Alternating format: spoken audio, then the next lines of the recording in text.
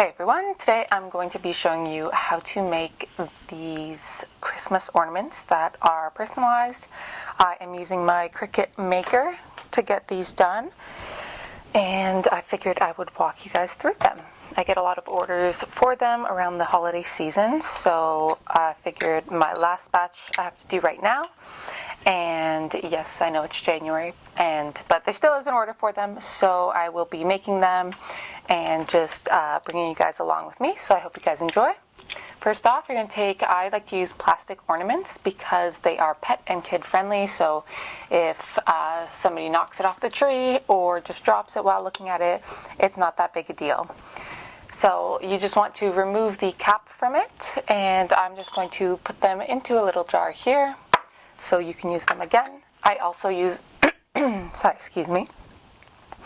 I also have these tiny little plastic glasses that I got from the dollar store, and that is going to be holding up your ornaments so they don't roll off your table, as well as whenever you're putting glitter in them, they are extremely useful.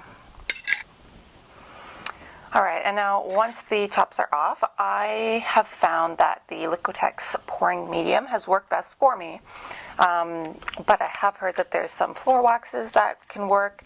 I have not had time to play around with some of those, so I'm just going to be taking the pouring medium, and I'm going to pour quite a generous amount into the first ornament.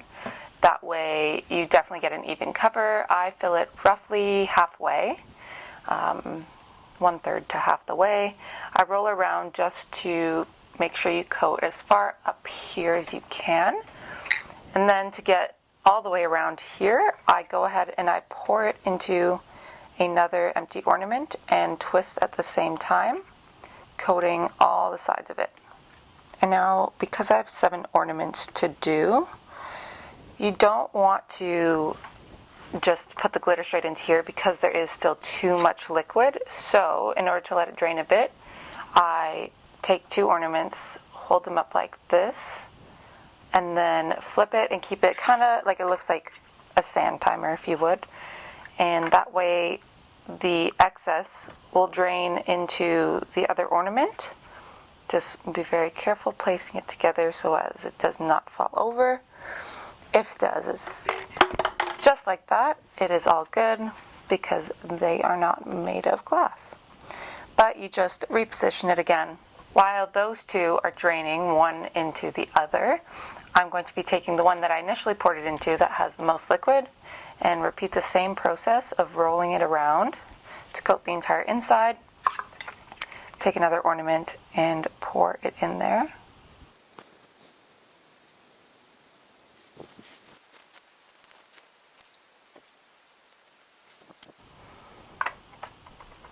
And once your ornament has finished draining, like this one has, and there's only a very thin layer, you can put it back the proper way up and stick on the next one. I find this way the way that I've been doing these ones, it has yielded the least amount of waste, because pouring medium can be expensive, and plus you just want it to last longer and cover as many ornaments as you can.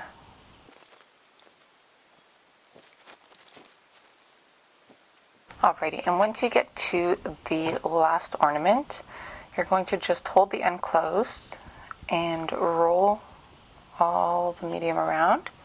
And then I take the top off of this bottle, and you can just let it drain directly into the bottle itself.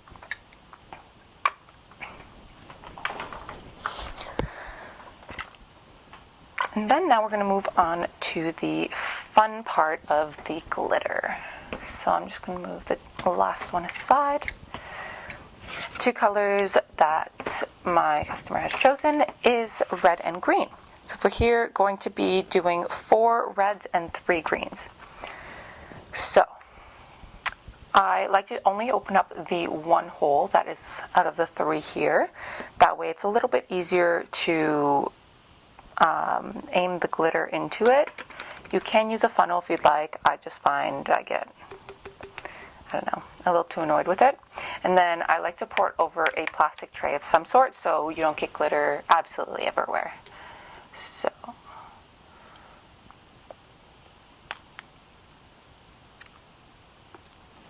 and again, I overfill it because I'm going to be filling up more. So I fill it just about a third of the way, and then just kind of shake it around so that it covers everything. Now my pouring medium does dry clear, but it starts off white, so that's okay if you see some that has pooled at the bottom. This is why draining it as much as possible is of the utmost importance, because you don't want to be having any gaps, because eventually the glitter will soak up all of the medium, and then if it slides around too much, then you're going to be left with some blank spaces, and then you'll have to refill it. But for now, that is okay. And then I leave it upside down just to let it all coat. Sometimes you may have to move it around a bit more to make sure that everything is not slipping and sliding if your coat of medium is too thick.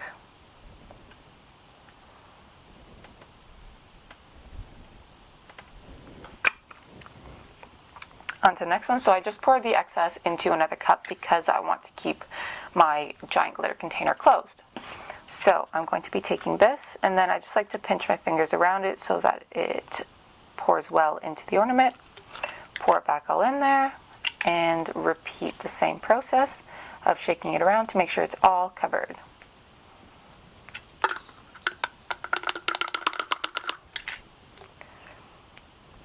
And that is what it is going to look like. Again, these hazy spots, if you're using the exact same product as me, they will clear up. So not to worry about that leaving a mark.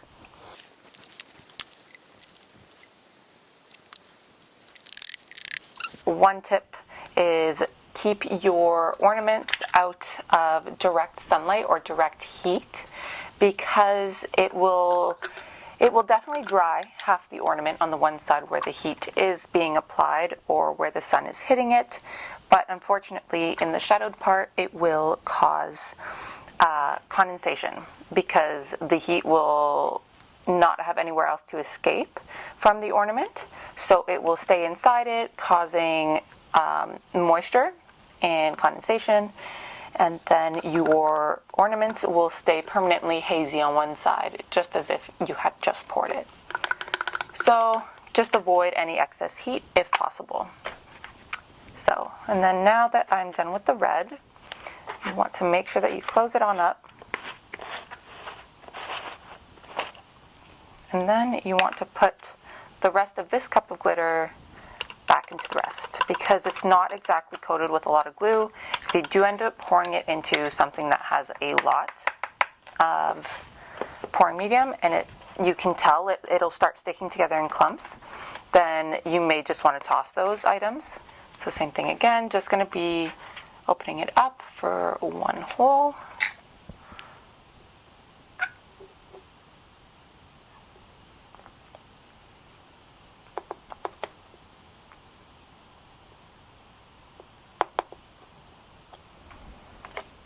Alrighty, and giving it a good roll.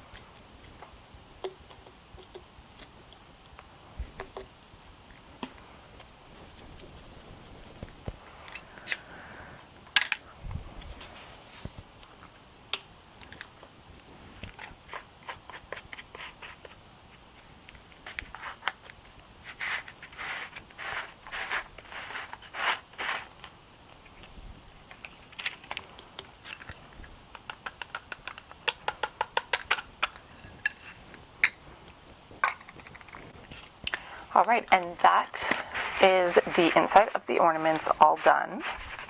Super simple. You just have to get just get used to the technique of not holding it in there too long and making sure that you get an adequate amount of glue in there, but not too much.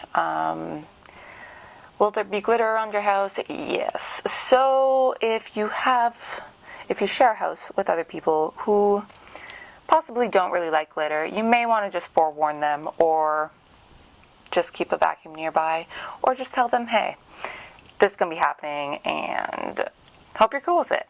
Because I know I did that, and I just, it just makes everyone be super festive. But definitely, if you don't want to make anyone upset, double check with everyone and let them know.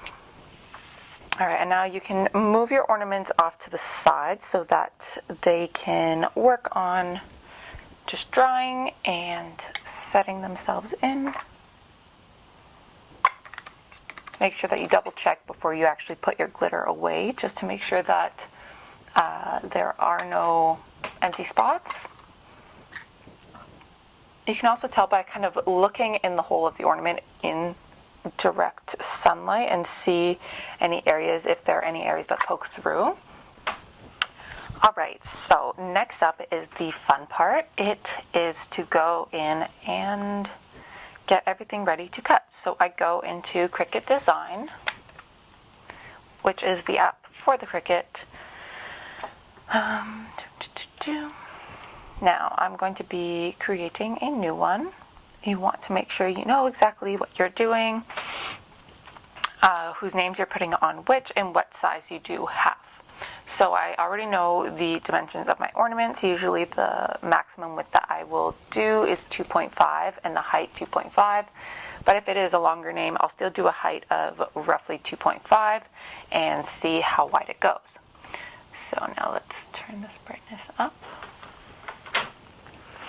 So I'm going to go into text, and I have a favorite font, Haley.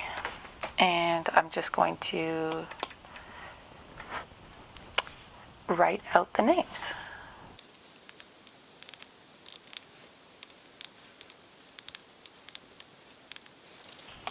All right, and now once I have my layout of names that I need, glitter everywhere. Yeah, be prepared for glitter everywhere. I'm going to take all of these. If you're not familiar with the Cricut Design app, I can explain a lot more later, but for now I'm just going to set everything up and connect all the letters to make it look how I want it to look, because right now they do separate the letters individually. So I'm just going to go ahead and get all that ready to cut.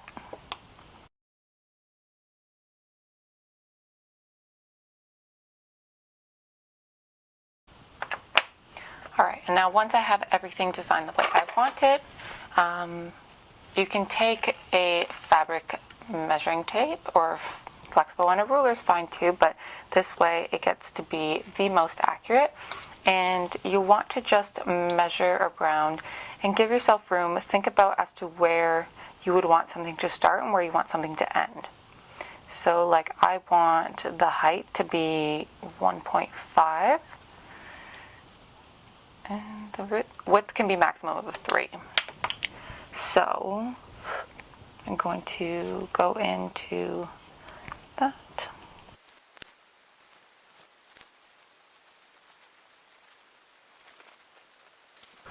Now you want to make sure that your Cricut machine is turned on.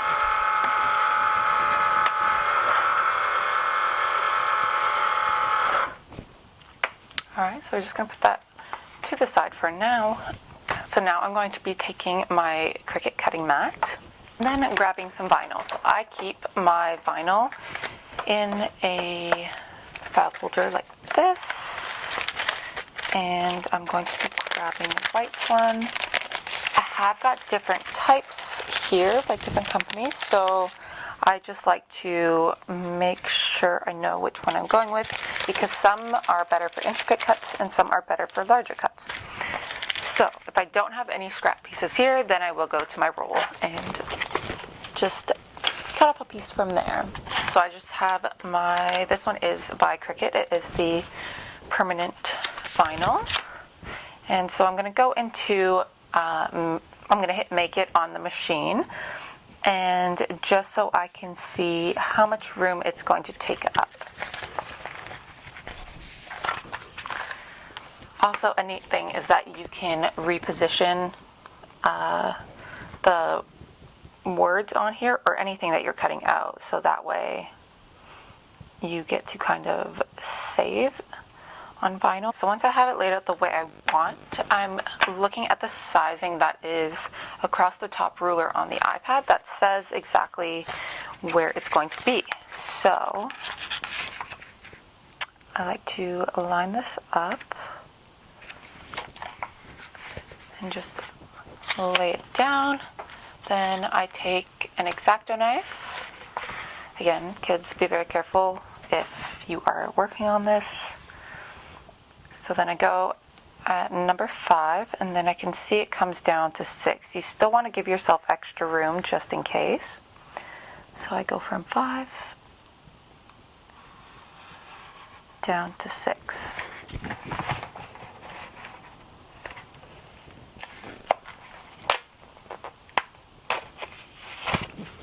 And there you go.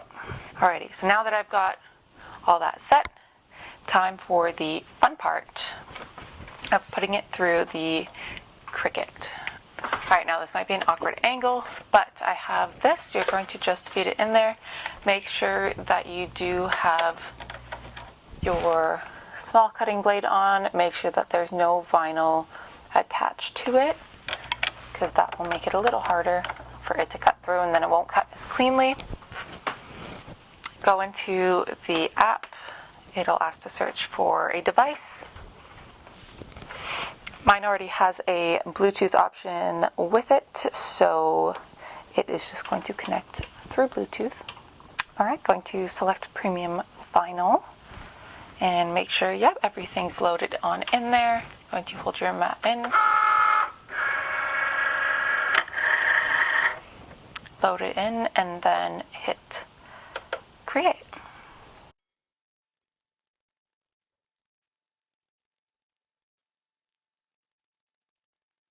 Alright, and now that that is all done, just remove it and make sure that you turn off your machine whenever you are not using it and close it up. Now that that is done, I'm going to take my X-Acto knife again and just separate all the names. Might be hard to see on camera, but all the individual names are cut out here. They're just on one sheet.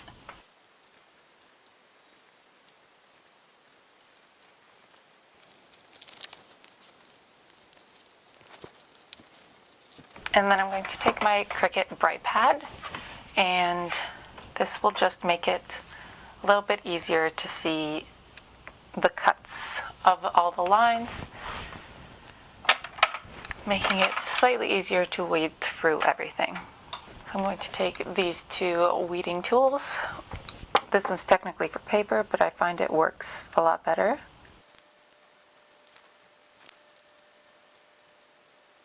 So now you have a name completely cut out.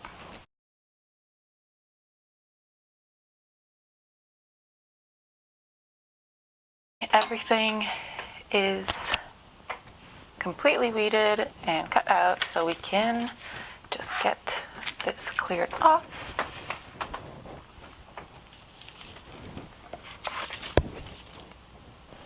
So next I'm just taking a roll of washi tape, or you can take any type of tape, and just getting that ready so I can put the ornament and rest it on there.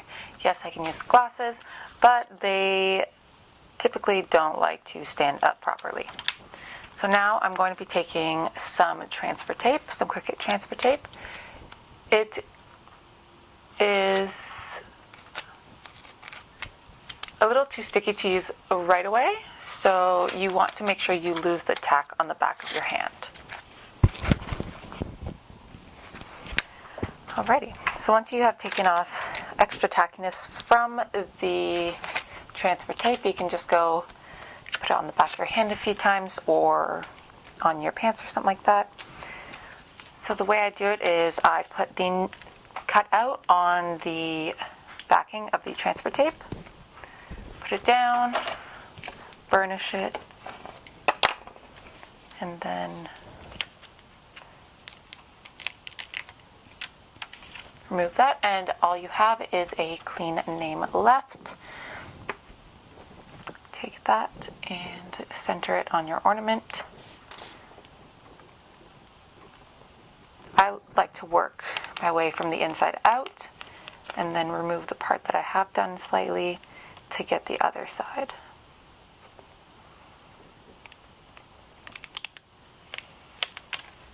Alrighty, and there you have it. I like to just kind of make sure everything's pressed on completely. You will reattach your cap for it.